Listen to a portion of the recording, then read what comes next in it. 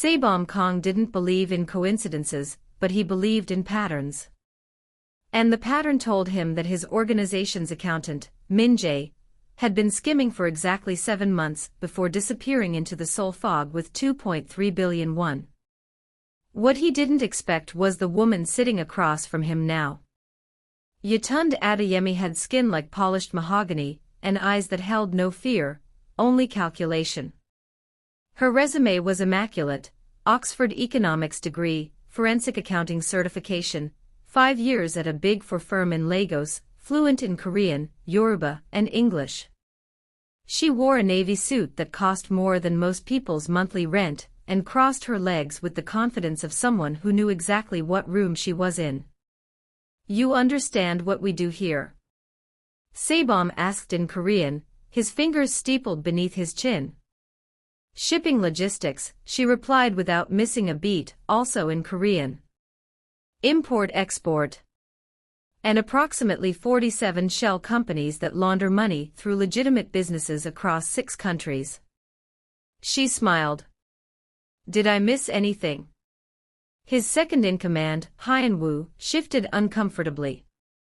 No one spoke to Saibam this way. But Saibam laughed, a sound like ice cracking.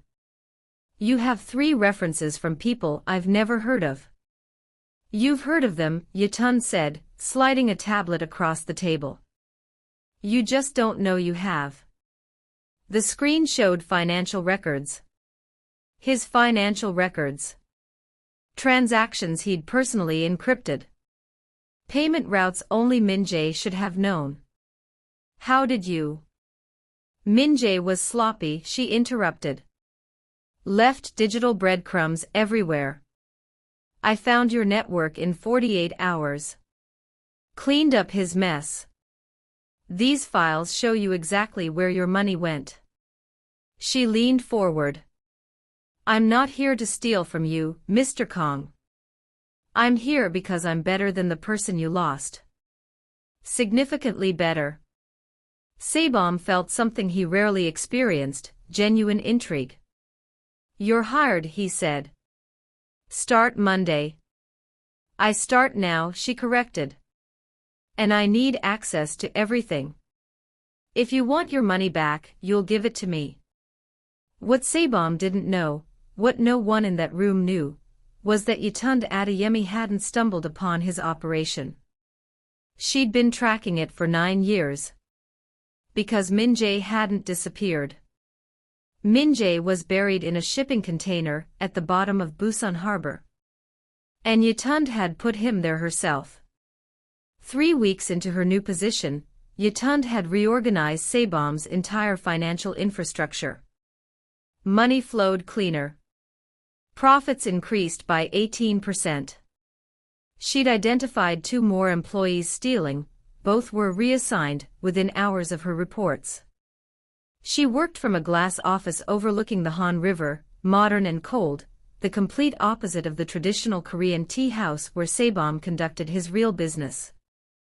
But he visited her office daily now, drawn by something he couldn't name.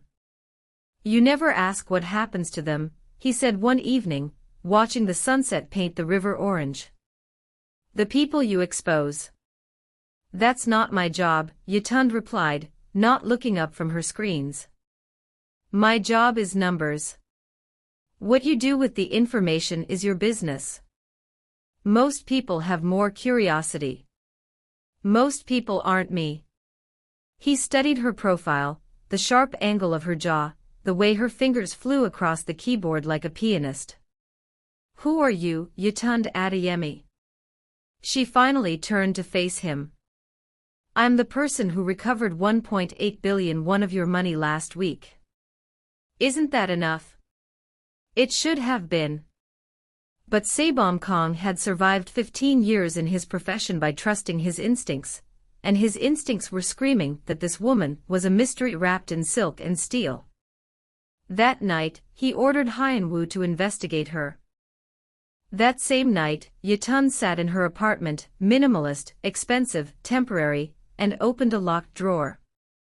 Inside was a photograph, a younger version of herself standing beside a Korean man with Min-jae's smile but kinder eyes. Jae-sung. Her fiancé. Who'd been Saebom's accountant before Min-jae. Who'd discovered Saebom was trafficking women alongside his drug and weapons operations. Who'd planned to go to the authorities. Who'd been found in that same shipping container 9 years ago, his body weighted with chains, and his dreams of justice drowned with him. Yetund had spent 9 years becoming exactly what Saebom needed. Learning his language. Understanding his world. Becoming indispensable. Min-jae had been her first test, a corrupt man who'd helped cover Jae-sung's murder. Easy to eliminate. Easier to replace. She traced Jae-sung's face in the photo. "I'm inside now," she whispered. Just like we planned. But what she couldn't plan for was the way Saebom looked at her. Like she was a puzzle he intended to solve. The first crack appeared on a Tuesday. Hyun-woo presented his findings in Saebom's private office, his expression troubled. Her background checks out. But there's something off. Every reference, every credential, they're all real, but they're also, he struggled for the word. Too perfect. Like someone built an identity from scratch. Everyone in our world has reconstructed identities, Saebom said dismissively. Not like this. This is government-level work. CIA, Me-6. Someone with serious resources created Yetund Adeyemi. Saebom felt his blood cool. You think she's law enforcement? I think she's something. But our financial situation has never been better. If she's infiltrating us, she's the most helpful infiltrator in history. That evening, Saebom invited Yetund to dinner at his private residence, a penthouse that cost more than most corporations' annual revenue. She arrived in a crimson dress that made her look like warrior royalty. This isn't business, she observed, accepting a glass of wine. Can't I get to know my most valuable employee? You can. But you won't like what you find. Try me. She settled into a chair with leonine grace. I grew up in Lagos. My father was a banker who got involved with the wrong people. They killed him when I was 16. Took everything we had. She sipped her wine. I learned that money isn't just currency. It's power. Protection. Freedom. So I became very, very good at understanding it. It was a beautiful story. Tragic. Compelling. Almost certainly a lie. And you ended up in Korea, Saebom prompted. I ended up wherever the work was. Her eyes met his. What about you, Mr. Kong? What made a man like you? No one asked him questions. He asked the questions. But her gaze was steady, genuinely curious, and he found himself answering. My father was a nobody. A fisherman who drank himself to death while my mother cleaned offices. The words came out bitter. I decided I'd rather die than be invisible. So I made myself impossible to ignore. And now you're lonely at the top, Yetund said softly. The observation struck like a blade between ribs. They talked until 3 a.m., about philosophy, power, the price of ambition. Saebom couldn't remember the last time he'd had a conversation that felt real. And when she left, he stood at his window watching her car disappear and realized he was in danger. Not from law enforcement. From something far more terrifying. He was beginning to care. Yetund's plan had been simple: infiltrate, gather evidence, destroy Saebom's organization from within, and disappear before anyone realized what happened. She'd spent 9 years preparing. She was months away from having everything she needed. But she'd made a critical error. She'd assumed Sebom Kong was a monster. The intelligence she'd gathered painted him as ruthless, cruel, someone who'd ordered Jae-sung's death without hesitation. The man she was getting to know was more complicated. Yes, he was dangerous. Yes, his business destroyed lives. But he also funded 3 orphanages anonymously. Paid for his employees' children's educations. Had a sister he visited every week in a care facility. She'd been brain damaged in an accident he blamed himself for. He was human in ways she hadn't anticipated. And that made everything harder. It came to a head on a Thursday night when Sebom's enemies made their move. A rival organization, the Chongsan Group, ambushed his convoy. Bullets shattered the night. Yatund, accompanying Sebom to a meeting, found herself pulled from the car into an alley, his body shielding hers as chaos erupted. They survived. Barely. In the safe house afterward, Sebom's shoulder bleeding from a graze, he looked at her with eyes too knowing. "You moved wrong," he said quietly. "What?" "When they attacked. You moved like someone with tactical training. Like a soldier. Not an accountant." Her heart stopped. "Who are you really, Yatund?" The moment crystallized. She could lie. She was good at lying. But something in his gaze, wounded, betrayed, still hoping she'd prove him wrong, made the truth claw its way out. "My name is Yatund Adeyemi," she said. "That part is real. But I'm not here by accident." She removed a necklace she always wore, opened the locket. Jae-sung's picture. "Do you remember him?" Sebom's face went pale. "My accountant. 9 years ago. He was my fiancé. He found out about the trafficking. He was going to expose you." Her voice cracked. "You had him killed." "No," Sebom stood pacing. "No, I didn't. Min Jae told me Jae-sung was stealing. That he'd run. I ordered them to find him, question him." "Not," he looked genuinely horrified. "I never ordered an execution. Min Jae worked for you." Min Jae worked for himself. Sebom's hands shook. "I found out 2 years later he'd been running a side operation I never authorized. Trafficking was his play. When I discovered it, I shut it down, and he ran." He grabbed her shoulders. "I swear on my sister's life, I didn't kill Jae-sung. Min Jae did." "And you?" His eyes widened. "Min Jae. You didn't find my financial records by chance. You took them from him." "After I put 3 bullets in his chest," she confirmed. The silence stretched like a chasm. "You came here to destroy me," Sebom said. "Yes. And now?" Yatund's carefully constructed armor shattered. "Now I don't know who the monster is anymore." The investigation took 72 hours. Sebom called in every favor, accessed every file.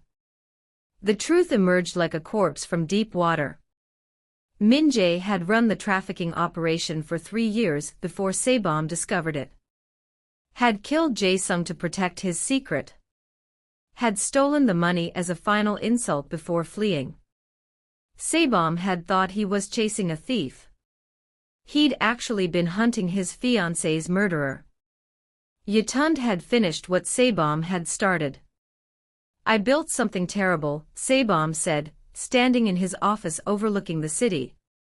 "I thought I controlled it. But it controlled me. Used me." "You could stop," Yatund said from the doorway. "Walk away." "And go where?" "Become what?" "I am my choices, Yatund. I can't unmake them." "Then make better ones." He turned to her, this woman who'd infiltrated his life to destroy him, and instead had shown him the rot at his own foundation. Help me. Help you what? Burn it down properly. The trafficking networks. The violence. Keep the legitimate businesses, but got everything Jae-sung died trying to expose. He stepped closer. You spent 9 years becoming my perfect replacement. Replace me. Build something better from the ashes. You're insane. I'm serious. You're smarter than me. Cleaner. You see the patterns I miss. His voice dropped. And I think you're the only person in 9 years who's seen me as something other than a monster or a stepping stone. Yetun felt the ground shift beneath her. This wasn't the plan. The plan was vengeance. Justice. Not this complicated, messy reality where the man she'd come to destroy was offering her his empire and looking at her like she was salvation. If I do this, she said slowly, it's not for you. It's for Jae-sung. For everyone Min Jae hurt. For everyone your organization destroyed. I know. And you might not survive the transition. Your enemies will see weakness. I know that too. She studied his face, this man who'd built an empire on violence and corruption, but who'd also somehow retained the capacity for shame. For change. For love, maybe, though neither of them would say that word yet. Then we start tomorrow, she decided. And Sebom. When this is over, you walk away. Completely. That's the deal. What will you do? She smiled, sharp and beautiful. I'll be exactly what you hired me to be. Your replacement. But I'll do it better than you ever imagined. 18 months later, Yetun Adeyemi sat in the glass office overlooking the Han River, now officially CEO of Kong Logistics, fully legitimate, trafficking networks dismantled, former victims employed in their rehabilitation programs. The organization looked identical from outside but operated like a completely different machine beneath. Sebom had kept his word. He lived quietly now in Jeju Island, visiting his sister, funding the orphanages with his remaining wealth, and sending Yetun occasional texts about the weather. She kept his last message on her phone, "You replaced me with someone better. Thank you." On her desk sat 2 photographs now. Jae-sung, forever young, forever hopeful. And beside it, a recent photo of her and Sebom on the beach, his arm around her shoulders, both of them laughing at something Hyunwoo had said. She'd come to Seoul as a ghost seeking vengeance. She'd stayed as a woman who'd learned that justice was more complicated than revenge, and that sometimes the replacement you became was the person you'd always been meant to be. The phone rang. Another crisis. Another opportunity.